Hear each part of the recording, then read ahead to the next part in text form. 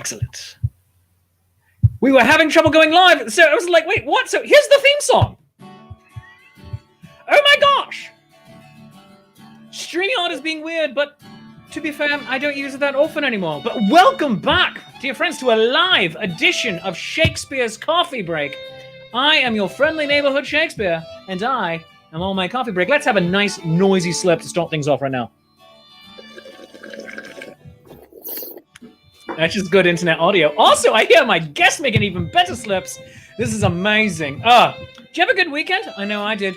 We went on a very long hike. I hiked the length of a half marathon. I am so ultra proud of myself for that. And some of you are like, Shakespeare, that's easy. If it is, I'm sorry.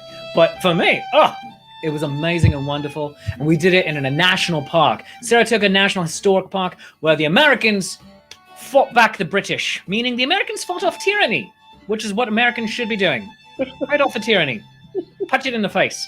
But today I have an amazing guest. It's a hand segue, but it's gonna be fun. I have an amazing guest who is a chaos surfer. He was, in 2016, the logistical wizard and maestro of chaos. So I feel like some D&D comes into his background. We're going to find out. For Bernie Sanders' 2016 presidential run. And he is currently a congressional liaison and Washington, D.C. strategist for MoveOn. And you can find him more at moveon.org. And he is also a certified yoga instructor. So basically, he is a chill guy. And my wife is a certified yoga instructor. So between the two of them, I should have peace by the end of today. Guys, gals, and non-binary gingerbread pals, please welcome my friend and soon-to-be yours, Reginald Hubbard. Hello. Oh, Reggie, thank you for coming on and talking to a guy who's been dead for 400 years. Absolutely. I respect my elders. Wonderful, thank you. I think I make it look good, though. I mean, I'm only vaguely paled out by the lights. I need to find the right lighting makeup mixture. Right. You make macabre look awesome. Well, thank you very much. I'm gonna shove that in Poe's face and be like, hey, here at our meeting of the Dead Raiders Club. Yeah, I was told I make macabre look awesome. So, suck it, Poe. All right, Reginald Hubbard. What title do you prefer? Do you prefer congressional liaison? Do you prefer guy who gets stuff done? Do you prefer logistical wizard, as is in your bio for what you did in 2016? Or do you prefer chaos surfer? I think an amalgamation of the last three. All right. So logistical, chaos, maestro. All right, wizard. Now, speaking of wizards, do you play Dungeons and Dragons, or is that part of your background? I have been known to in a former life. Oh, we're gonna have to get you in a game. Yeah. Final Fantasy. I can't tell you how much time I wasted on Final Fantasy 7, 8, 9, 10, 11, 12. Yeah. You and my wife, and that's not called wasting. That is called preparation for the wider world. You're operating a post-apocalyptic hellscape. I mean, that is good training. That's all it is. It's So who was your favorite avatar in Final Fantasy? God, I don't. It depends on which one. I don't even. Let's not go there. Okay. You know, I mean, because it would be one, and then I would start over. I mean, it's hard to choose favorites. All right, very good. My wife, for the record, off-screen wife, her personal favorite was Renoa Hartley. So interesting. Yeah, that was her favorite iteration of all of it. And then there was the movie, which I never saw the movie. You never saw the movie? Mm-mm. I know. It's majestic. It really is. Okay, all right. I mean, it's for her, it's up there with Spirited Away. I think Spirited Away is the better animated film, but they're around the same time. And yeah, it's rather fantastic, and it makes you cry. Right. So if you want to cry, watch the Final Fantasy movie. We all need a good cry. We do. I set aside about 15 minutes every 2 days, and that's what it's been this entire year. It's like, is it crying time yet? Yeah. Totally understand that. Like, What a time to be alive, Bard. What a time to be alive. Oh, you're not kidding me. I mean, the Chinese fortune cookies cursed us. I mean, may you live to see interesting times. So I gave an incredibly brief, whimsical summation of who you are. But please tell the world and my ones, possibly tens of viewers, who you are and what's going on. Yeah, so I'm an interesting mix of like social activist, yoga teacher, and I love the chaos surfer, right? So work for MoveOn.org, and as my day job. My other job is I'm a certified meditation and yoga teacher. So the Bard said that I'm a mellow guy, but I'm a mellow guy until you cross, right? So there's a line. You cross the line, and you'll catch all of the mysticals, right? So like these beads, I pray with them and use them to stay grounded and calm in all these wild things that I've been doing. But I was in the middle of impeachment. I was in the middle of flipping the house in 2018, and most recently in 2020 was one of the few people who had an external facing gig to try and rally support to keep the House majority and get people engaged for the ouster of the Orange Monster in the White House in Washington, D.C. See, calling him the Orange Monster, though, almost makes it sound a little too cute, like Trekkie Monster and Avenue Q. No, he's got a heart of gold. Right. It's just like it's like, is he a Muppet or whatever? It's just like, do I have a Muppet event? I do not. I was just gonna duck down and like bring a Muppet up, like, hello. No, like, no. Nowhere near that, right? No, and I think on that end, I'd like to, as much as we can, keep both you and I relatively serene during this. Sure. Although if we burn down the internet, then let it happen. But I feel that most people just go, yeah, and you're like, no, let's do it. And I'm like, all right. Oh, I'm getting egged on. I'm loving it. It's never happens on my show. Let's get it right. I feel that to an extent, we lucked out. I mean, not just dodging a bullet with this election, but we lucked out just in as much, not just because of the sheer levels of incompetence that we're seeing, but rather the disinterest that he and his enablers have in actually governing. Yeah, I agree with that. And I've said that, I said that to some friends of mine that if he actually cared, I mean, let's just be brutally honest. He got 73 million votes, right? So that's insane. If he had shown any interest in a coronavirus plan, he likely would have won.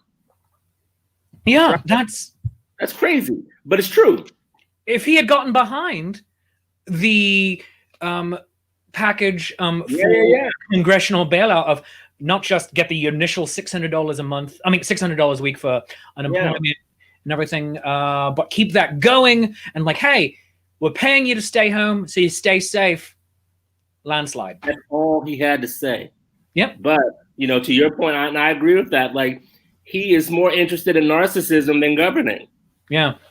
It's they're now playing with the 2024 run.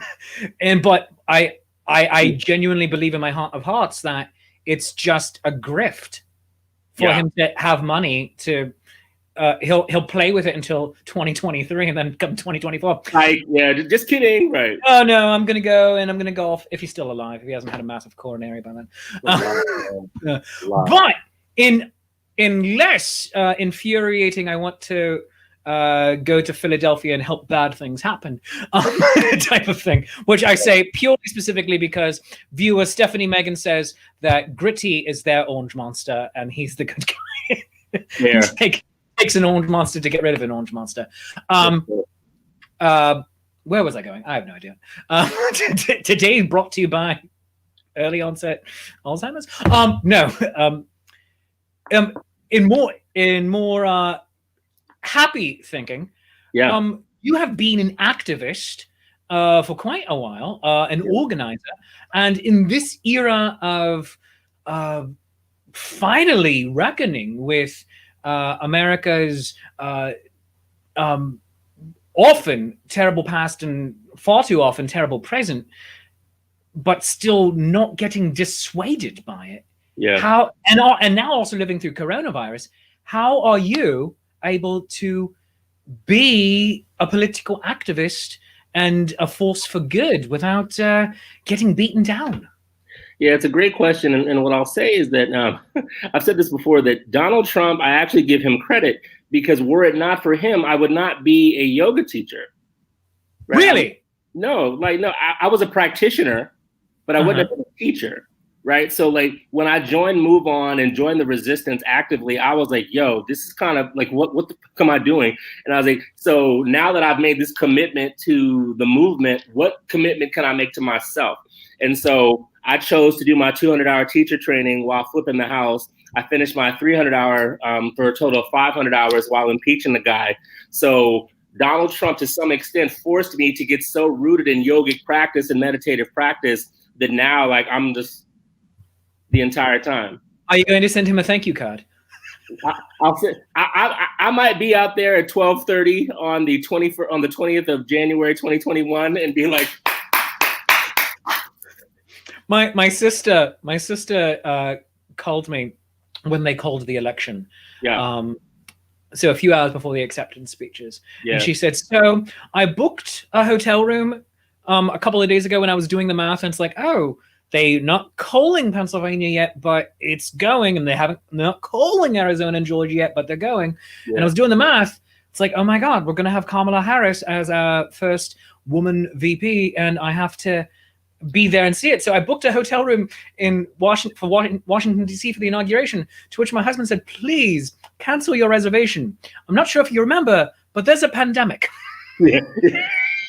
Like, yeah. So I am of completely two minds of it. Like, yes, I want to be there. But on the other hand, no crowds, no people, please. Thank you. Right. So, but you being there at 12:30 on January 20 reminds me of the story I heard of the guy who has been driving around the White House in a pickup truck, just continually screaming, loser. That man is my hero. Oh man, like it's you have to have a sense of humor, and you have to have, to your question, you have to have a sense of like chill, because otherwise, if you don't have a sense of peace within, external situations will take you out, right? So like that's what yoga and meditation have given me. And and you and I've talked about this online, where I've been so rooted in these practices that I now teach. Yeah. And so that's given me an opportunity to share some of my special sauce. And and I can't even believe I'm a teacher. So some of my students, crazy, but some of my students have said, your basic meditations have given me the space in order to deal with this craziness. And that's actually a great thing to hear, because if you allow yourself to get caught up in what's happening, you're not going to make it.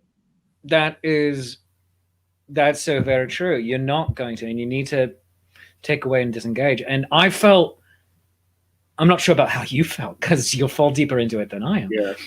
I just, every time Joe or Kamala or random like Eddie or whoever would text me and be like, hi, it's Joe. I'm like, hey, Joe. I'm just like, I need money. I'm like, all right, here's sure, here, great. Here's another $10. Right. During that week, I completely was just going into news overload, overdrive.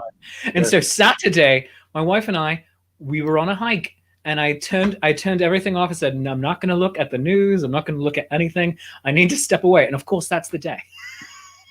Yeah, but didn't you feel so much better when you were peaceful and got the news? Yeah. To the point that I'm not sure if you've ever been to Saratoga National Park. Not yet. Damn. It's really great. The big hike is 11.5 miles. It's a circuit, and it's you're sharing the road with bicyclists and cars, because it's the driving path as well. Yeah. But there's an extra like 11 miles of cross paths, so you can get on quite a lot.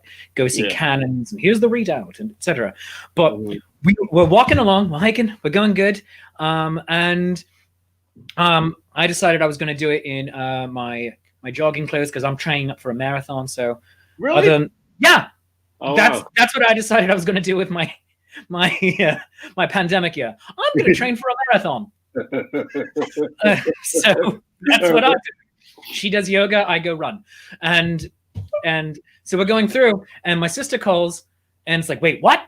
And then her phone starts beeping the news, just beep, beep, beep, beep. And she's Right. like, what is happening? And we look at it and we just start spontaneously like spastic dancing in the middle of the road. Right. And if you've ever watched Seinfeld where Elaine was dancing at the Christmas party, it was that, but like worse. I was just like, and people were coming like at us jogging, and they see me and they start veering because they just see this happening and they're like, no, I'm getting out of here. Right.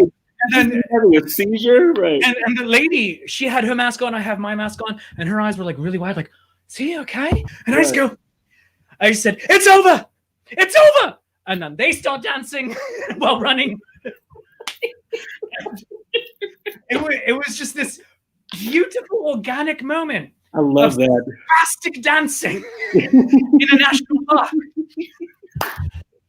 And we all knew what we meant when we said it's over. Yeah! Everyone knew. And it was just this amazing collective sigh of relief. Yeah. So there are some people I know that voted the other way. Yeah. Even they were like, okay, cool. It's just like, so you people realize that even though you think your side is the best side to vote for, if our guy wins, you can take a collective sigh of relief with us. Right. Why not just vote with us? I mean, right. Run up the score. Yeah, there you go, making sense, Bard. Yeah, I try to occasionally. But, we're gonna talk in a bit more about some of your favorite yoga stuff. We're also gonna talk about things that don't matter at all to the reasons of sanity. But first, Shakespeare's gonna have to pay some bills here, so stick around. I'm talking to Chaos Surfer Reginald Hubbard. He's doing the good work with MoveOn.org, and we will be back in just a minute with that. But let us thank. Oh, I hit the wrong button here. Let's hit this button. There we go. Let us thank our sponsors for helping to pay the bills. Hill Storage and Rigging Company. Absolutely no relation to our dear friend Susan Hill, who is also watching the show. Hill Storage and Rigging Company. Enjoy the peace of mind that comes from knowing your equipment is in skilled and experienced hands with services from the Machine Movers and Erectors in Middletown, PA. Established in 1967, Hill Storage and Rigging Company Incorporated is a family-owned and operated full-service millwright serving industries in the Mid-Atlantic states and beyond. They are a women-owned small business with hours of operation Monday to Friday, 7 a.m. to 5 p.m. Eastern Time, weekends by appointment only. Call them at 717-944-7676 and visit them at hillrigging.com. Dandy Folk, the good people at Dandy Folk are sponsoring this show. Go to dandyfolk.etsy.com and peruse the ever-expanding collection of accessories, reversible venture hoods, scarves, masks, and more to get you through the seasons in style. Check out their fandom collection if you are into the Doctor or Hobbits or Wizards or the Force or the Federation. And just look at this. Look at this. You know I am. You know I love all of that stuff.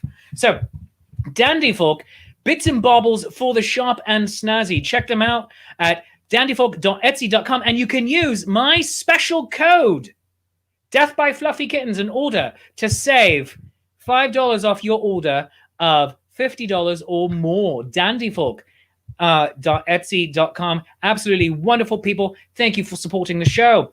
Renfest.org, your digital directory of Renaissance entertainers, festivals, and vendors.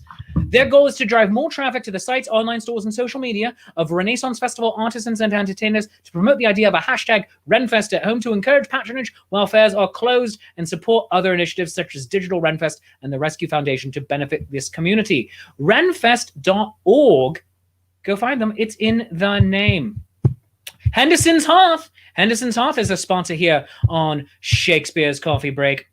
We love them. They're down at the Louisiana Renaissance Festival, and you can visit them there through December 13th, I believe is the date that goes through. But they have traditional Celtic recipes that have begun to be lost in today's quick meal culture. And so all of their meal kits are easy to make, provided with quality. All of their ingredients are sourced locally to them in Louisiana and are steeped in Scottish heritage. They want to make sure that every mix will exceed your expectations. And all of their soup mixes, by the way, are vegan, which is very helpful, so you can alter it in any way, shape, and form, including the beef barley. So get that. Add in whatever you like. It already comes vegan and vegetarian. So if you're like me and you are vegetarian and vegan most days, then this is for you. Shop at hendersonshearth.com and then also follow them on Instagram at Henderson's Hearth and visit them at the Louisiana Renaissance Festival every weekend through December 13th. Tell them Shakespeare sent you. The Daily Brew Journal. This one, Reggie, I think you might enjoy this one. So, the Daily Brew Journal. Have you ever tried starting a personal journal only to give up because you didn't know what to write about?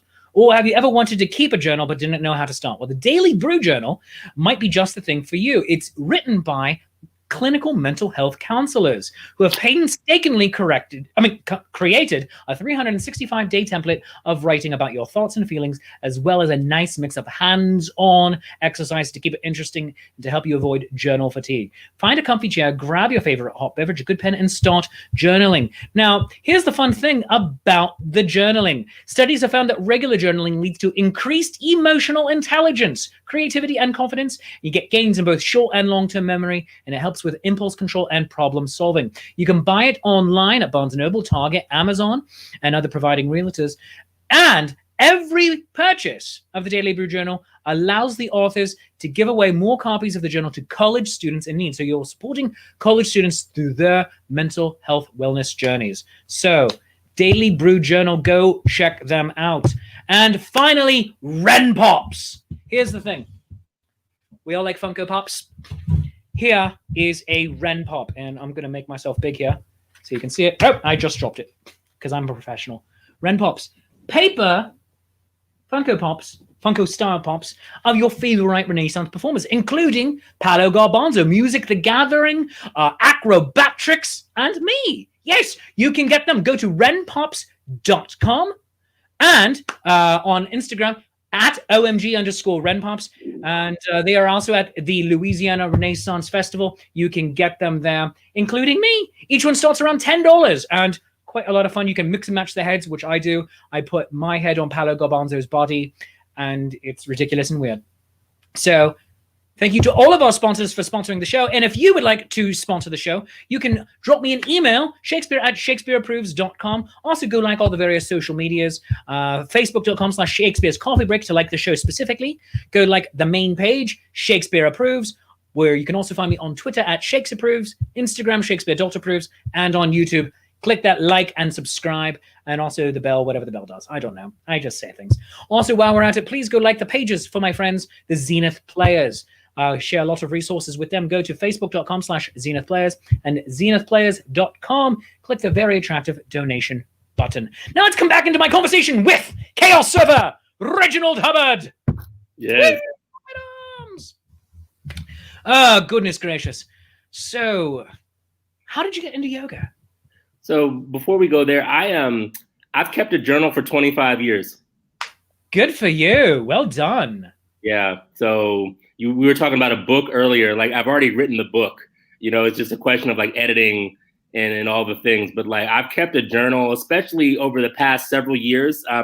That's how I got through. So it was yoga training and my journal, because I'm like, some of the things that I had been through, I'm like, I can't even believe this is happening in general, much less to someone who looks like me, like black dude on the hill, right? Yeah. So shout out to journal entries, and so shout out to that sponsor. I wholeheartedly endorse that. How did I get involved in yoga? Funny story. I haven't always been this peaceful and calm at all. I started doing yoga because I was in a work situation that was pretty traumatic, and I needed to not curse out my boss. So I had done 2 or 3 yoga classes per week just to try it out in DC. Moved to Colorado for this job that turned out to be terrible, and started going regularly. And what I didn't know is I didn't know what was happening. I didn't know that I was like expanding my peace capacity. I didn't know that I was expanding my compassion. So in this job, when I was fired via text message 10 months later, You're kidding me. No. Oh my God. Yeah. You were fired by text? Yep. So fired via text message. Oh my And God. I quit via text once, but I mean, it's a super awkward, right? But like, I knew like yoga had done so much for me that I went to them and was like, because they asked me for an exit interview, and I was like, right. You're fired. Also, could you come in for an exit? Can we talk about this? No, right. But I was like, okay. And this surprised me. I was like, it probably wouldn't be a good idea for us to have an exit interview, but I do want to thank you. And they're like, for what? I was like, I want to thank you for how poorly you treated me, because you gave me the wherewithal to endure adversity with grace, the blessing, and I'm out. Oh, look at you being a bigger person. Right. Yoga, because like, remember I told you that I started doing it to not curse them out. Yeah. Oh, that is amazing though. Thank you for teaching me how to weather adversity. Oh my. Yeah. I'm gonna see. You need to write this book so I can then just go in and go, okay, what do you say? All right, I'm taking that one.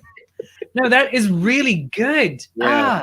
Said a deadpan and not even snarky. So I didn't say it like super pissy. I didn't say it like that. I was just like, I want to thank you. And they're like, for what? I was like, I want to thank you for how poorly you treated me, because you gave me the wherewithal to understand grace with adversity. I'm like, and I will never forget the look on their face. They were like, yes, he just said that. He meant it.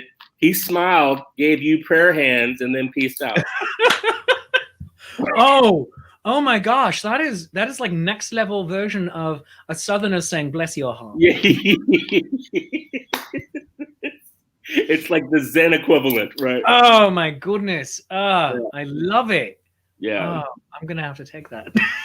It was epic. And then I called my family afterwards. I was like, y'all ain't gonna believe this. So I told them this, and they're like, you? I'm like, yes, sassy pants me, didn't throw any shade, gave them that blessing, and then left. I'm so glad I'm getting you on here, because I get to hear this story, which I feel like this is amazing. Oh my gosh. So I also have to ask you, because we also have people like, for instance, Stephanie Megan, who is from Vermont originally, and a lifelong Bernie supporter. She says he's like her Uncle Bernie, one of his heroes. So you are too, thus just by extension. She says, thank you for everything. What's it like to work for the Burn? Right. I will never forget the so Reggie, what are we doing? Reggie, like, what's going on? Like, tell me what we're doing here today. So, like, oh my gosh, we're gonna do. Yeah, I'll never forget those. Like, so Reggie, what's going on? So I'll never forget that. To have been a part of a movement that shifted the center to the left is like one of the best things that I've ever been able to do, right? Because I know that's amazing. Continue. Right? No, like, when we started, everyone was like, because it was like Hillary's to lose, quote unquote, and so like all of my friends were just like, why are you doing this? I'm like, I actually believe this guy's ideas, and like, it's where I think the country needs to go. Like this Midland like policy, like milquetoast stuff isn't working. Like, let's be bold and see what happens. And what we did, and I shared this on an interview recently, where I was in charge of most of the big events on the road. And the road show is what created the vibe for 16 that carried into 2020. And we basically made it cool to be progressive. We made it cool, like on some Grateful Dead type stuff, right? Like, you came to our shows, like you had a blast, and then you listened to Bernie opine about like healthcare policy, right? So like, we made it cool to like have really unapologetic progressive stances, and it's one of the best things I've ever been a part of, because it has been so foundational to not only the resistance, but where the Democratic Party finds itself right now. It's really amazing. It's so speaking of milquetoast, I mean, there's the old sayings and whatnot of the Democrats will always find a way to lose. I mean, presidential politics aside, it's like, it goes back and forth. But at state, local, and otherwise national levels, it's like, we'll find a way to blow it. Mm-hmm. And it's just like, oh, come on, guys. And it's genuinely lighting a fire under people and moving it, as you said, further to the left, because the Tea Party did such an excellent job of moving the center to the right. Right. And it's kind of almost bringing alignment back into the force. Yeah, right. Thank God. Right. So like, it's one of the things where it had to happen, not only for people to get excited, but for there to be a level of normalcy, because the Tea Party went so hardcore into like bizarro world. When we were people like, that's too radical. And I'm like, and like this racist stuff from the Tea Party isn't radical, like for real. Like, you know, it's not radical, you know, like Bernie says, like in the richest country in the history of the world, like, why is it a crime? You know, like it's not, why is it a crime or why is it criminal to want everyone to have health care? Yeah, exactly. Why is it criminal to want someone to have a living wage? Why is it criminal to think a quality standard of life is possible and should be maintained by the government? That's not socialism. That's called taking care of your people. And in any other developed country, he would not be considered a radical left-winger. He would be kind of a centrist. Yeah, right. Yeah. I live in Belgium. Bernie Sanders is not a Belgian socialist. Oh, so real quick, since you do a Bernie Sanders impression, one of my favorite things to do when just walking around and hanging out with my wife when we're watching telly or whatnot is to do Bernie Sanders impressions, but Bernie Sanders just saying random things, such as like, I wonder what is going to be on the Hallmark Channel. And I would like to watch this movie where they fall in love, even though they both run a competing inn in Colorado. So it's so I'm very glad to see that you also do a Bernie Sanders, because it is my dream to, I feel like my window is closing, to just send a pitch to SNL, be like, no, it's just Bernie Sanders doing random things that have nothing to do with anything, like Bernie Sanders yelling at the TV. Like, no, Alex, the answer, that is not the answer. Yes. Bernie Sanders are playing Wheel of Fortune. I would like to solve the puzzle. Just take things like Bernie's but how for a while there was this app when Snakes on a Plane happened. Yeah, there was this app you could download to have the voice of Samuel L. Jackson, like tell you you're doing really well in life, but like swearing you out the entire time. Yeah, totally. There needs to be a Bernie Sanders equivalent, but just like Bernie just saying things like, Bernie, we just need you to read this list of statements that are statements. Bernie GPS. I want Bernie. All right, I want you to turn left. No, left, hard left. All right, nope. All right, I want you to make the soft left. Never going to turn right ever again. It's going to look like you're making a right turn, but it's actually just a series of left turns that will eventually get you there. Yes. But this is the thing we're going to make. All right, we're gonna make at least $5 off of this. All right. People will be like, yes, I want this in my life. Oh my gosh. Bernie GPS though. Stephanie says Bernie GPS. That sounds like the name of a super PAC. Right. Right. Bernie GPS. All right. We're going to the market. We are going to the free market of ideas. It also happens to be the actual market at the end of the road. It over-explains things.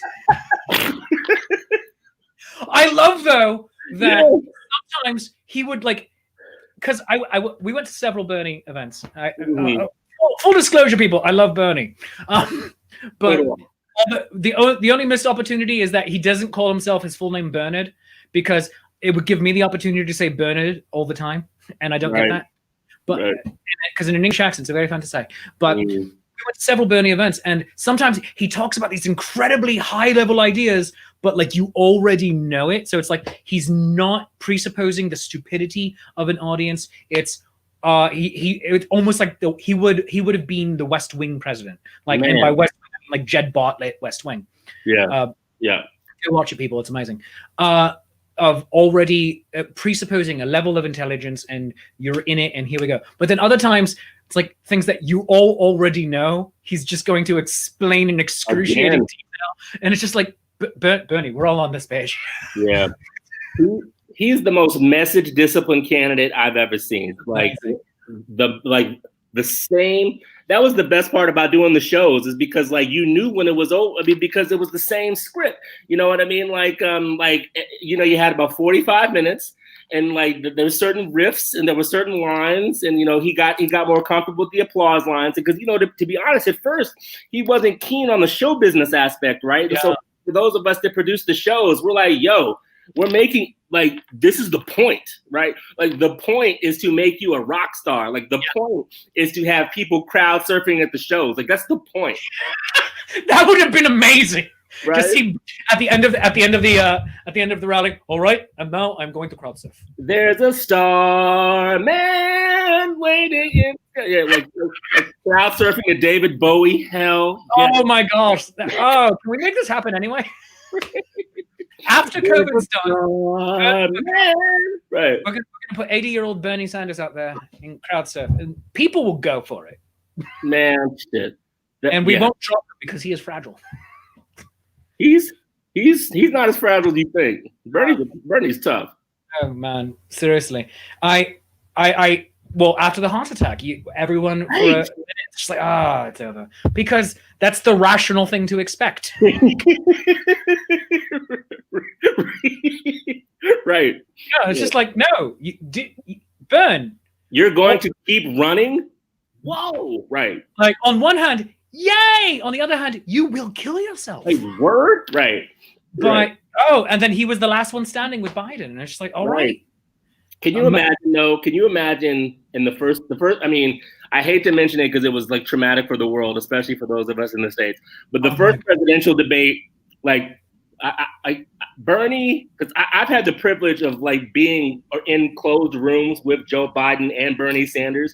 Like, Joe Biden, when he was like, hey man, shut up, man. Like, I'm very proud of him because the president-elect is keen of, like, he loves the F word sometimes comes out. So for him to be like, shut up, man, I'm like, that's great. Because like you left out, shut the up, man. Like, so I'm proud of that. Yeah, absolutely. I don't think Bernard would have been able to do that. Our friend Bernard likes the F-bomb. Yo, I mean, especially if when Trump is like, needle, right? You know what I mean? Like, I can see Bernie being like, "Will you just shut the?" I can see it, man. I can see it. So missed opportunity, I guess. But yeah. Whew. Oh, and I know he couldn't have been a debate moderator because he's not a member of the media. But what was the woman's name who? This was the first time I'd ever seen her. Who moderated the second debate between them? The second one. Don't remember her name, but I know you're talking about. But the levels of sheer patience that she was exhibiting, then the tone of voice that she had of almost, this is how I talk to my 5-year-old, and we're not going to go there. It's just like, oh my God, she's literally scolding the president of the United States right now, and and like you saw him accept it in his head. It was almost like, this is the tone my mother takes with me. Right. And it's just like, oh wow, she got there. I feel like if Bernie had been a debate moderator, it would have been like, all right, you're going to be quiet now. Stop talking. He's talking now. Stop. No. Right. Oh goodness, but my gosh, I need to get you on again because we're just going to run short of time. So you need to come back and just tell us stories, and we'll do competing Bernie impressions, and we'll mess up our hair and wear glasses, and it'll be amazing. But so we need to go into a little bit of a lightning round, and we're going to go back and forth on what the questions are. So I'm going to call this segment "Silly Questions for Serious People." Yes. All right. Yeah. Question number 1: favorite yoga pose? Wheel. Ooh, look at you being Mr. Flex. All right. Right. For me, Yoga Nidra.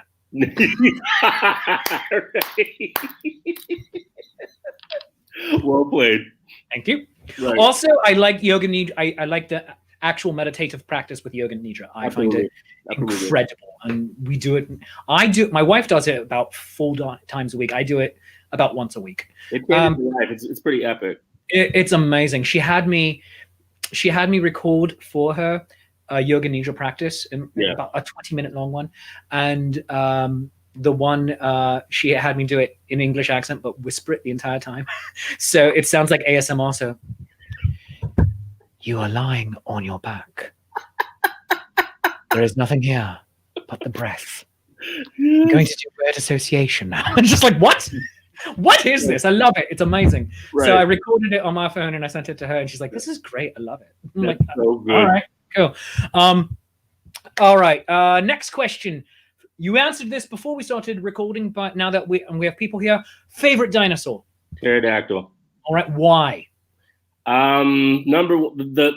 Pterodactyl closely followed by Stegosaurus, but like, yeah, pterodactyl because like it just the pictures I remember are just like the pointy head and like the pointy head, the pointy tongue, the sharp teeth, and it can fly. Yeah.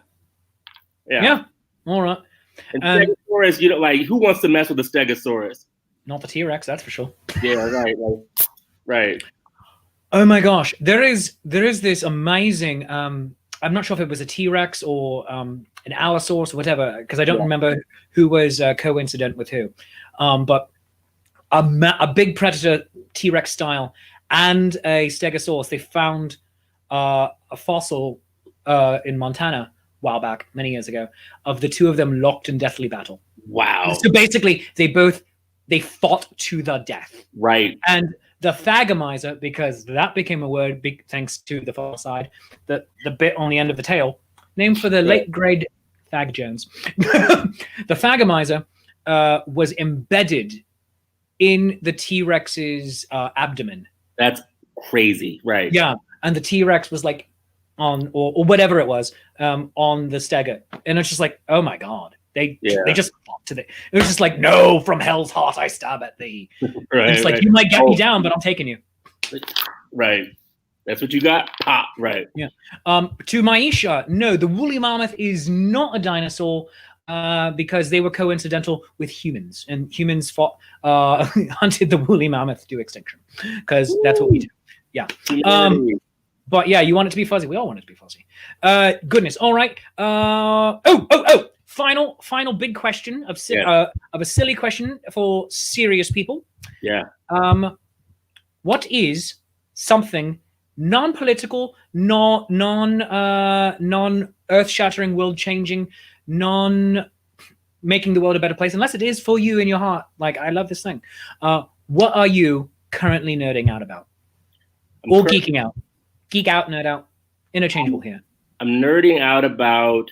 So I've been in master yoga teacher training for the past week. So deep esoteric levels of peace and well-being is what I'm nerding out about, which makes sense because I've been 5 years on the front lines. So geeking out about like yoga nidra and kundalini yoga and like deep meditative states and how to just be super all the time. Ah, fantastic. And question for you. Have you ever visited the Himalayan Institute in Pennsylvania? Changed my life. Oh my gosh. Is that where you did your 200 hours? I was there in March. So funny story, like the Himalayan Institute in March was the last event that I had before the pandemic. So I saw my master teacher there and the pandemic hit like 2 weeks afterwards. So I got like super yogified at the Himalayan Institute, like saw deer and all the things of that beautiful place. And then the pandemic hit in 10 days. And it's funny, this is a great place to end because it's a perfect tease, because my teacher at the Himalayan Institute was like, so when are you going to teach more? And I was like, whatever, man, like, that's not me. Like, you're not talking to me, blah, blah, blah, blah, blah, blah, blah. Then 3 weeks later, the pandemic hits and I launch Active Peace Yoga. So like, I've told him, I'm like, I don't know what it is about you teachers, but like you were onto something. Thank you. Because you told me about me when I thought I was just like chilling. You were like, this is finishing school. Go out and serve the world. Yes, sir. So Active Peace Yoga, people can find that by activepeaceyoga.org or is it .com? All right, very good. So activepeaceyoga.com to learn more about the amazing Reginald Hubbard. I think we might have been there about the same time, by the way, because we were at Himalayan Institute as a delayed Valentine's present to my wife, because we went primarily for her to make use of the massage therapists. Yeah. And, oh my God, so good. And then she did the 3-day one where it was like, it's 3 days intensive work for like an hour at a time, or 90 minutes at a time on her back. And then we were doing yoga in the mornings. Just so beautiful. We might have been there like a weekend apart. That's hilarious. The 3rd through the 7th. We were actually there at the same time. Really? Yeah, we were. Wow. Okay. Oh my gosh, I could have seen you in person before pandemic. Wow. All right. Well, I'm sending in through time hugs backward, and I'm going to come up and randomly like bear hug you and then come back and forward. And I'm like, no bear hugs because of COVID. But all right. Reginald Hubbard was our guest. He is a professional chaos surfer. Go check out all the good work he does with MoveOn.org and Active PC Yoga. Go to ActivePCYoga.com. And friends, today this has been Shakespeare's Coffee Break. I'm your friendly neighborhood Shakespeare. This is my coffee break. I'm going to have one last noisy slurp. Oh, and Reggie had a good slurp too. His slurp was better than mine, but he's a chaos surfer, so it's fine. So, friend, if you've enjoyed the show half as much as I enjoy making it, I obviously enjoy making it twice as much as you do, and that's called math. And whatever you feel the show is worth, a 1, a 5, a 10. For a 50, I will do a random spastic dance in your driveway. Throw it into my hat. And by hat, I mean coffee.com. Go to coffee.com/Shakespeare. That's ko-fi.com/Shakespeare. And buy me a cup of coffee. Or if you'd like to become a frequent contributor to the show, go to patreon.com/Shakespeare and become a Patreon of the arts. I have tiers starting at $3 going all the way up to $30, but right now all of the tiers get the exact same perks because some of you just want to make it rain for me, and thank you, I like it. Some of you would like to support the show, but you only have a little bit to spare, and that's okay too, because I want everyone to get all of the silliness that I have to bring, also including sometimes random videos of me driving in my car lip syncing to Britney Spears, because it happens. So please go there. And then tune in the rest of this week. We have amazing shows. We're going to do part 2 of my extended interview with the amazing Jasmine Leilani Kiowa. We're going to talk about nerdness and representation in the arts. We're going to be talking with nutritionist. We're going to be talking with nutritionist Dr. Sturm and so much more. So much happening right now. And then this Friday is going to be the final Shakespeare's Coffee Break of the month. Yes. Next week is Thanksgiving, which means there's going to be no Shakespeare's Shameless Self-Promotion Happy Hour on next Friday unless we pre-record it, which I might not do. But let me tell you about upcoming events real quick. Upcoming events, dear friends.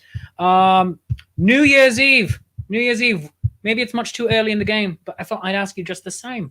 What are you doing New Year's Eve? Maybe you want to spend it with me, your friendly neighborhood Shakespeare, and the Langer's Ball, and Chase Treasure, and Drunk and Disorderly, and Lady Prudence, the court composer, and Shelley Buttons, and Andrew McKee, the Irish Bard, because we're doing Shakespeare's New Year's Shaken Eve. It's going to be a Zoom event show. So wear your fanciest New Year's Eve clothes, wear your fanciest Renaissance Festival clothes, and join us on New Year's Eve. Tickets go on sale on Black Friday, and I hope you join. Tickets are going to be around $25 a piece. And then, of course, Shakespeare's Coffee Break every single day at 3:05, Monday through Thursdays. Nat 21 Adventures tomorrow night, our Dungeons & Dragons show played with Renaissance Festival performers at twitch.tv/Paolo Garbanzo and facebook.com/Nat21Adventures. Because when a natural 20 just won't do, you need a Nat 21. And on Fridays, we have Shakespeare Reviews, the movie review show I do with Andrew McKee, the Irish Bard, on Life's Affair, where we talk about movies based on the Shakespeare canon. I do hope you join us for that. At 3:05 on Friday, we will be doing our watch party. So thank you so much. Thanks once again to my guest, Reginald Hubbard. Muppet Arms. I want to thank you. Thank you very much. Thank you. Absolutely. And I would like to thank you for also being here with me today. Friends, go out there, have the grace to accept. How did you put it again? I'm sorry. The grace to accept adversity, the opportunity to accept adversity with grace. The opportunity to accept adversity with grace. That is what 2020 is teaching us. That is what Reggie learned in getting fired by text message, because that's a thing. And please God, it never happens again. But also, I love you. You love me. This mutual glorious affection, friends. And we will see you tomorrow. Bye-bye. Blessing.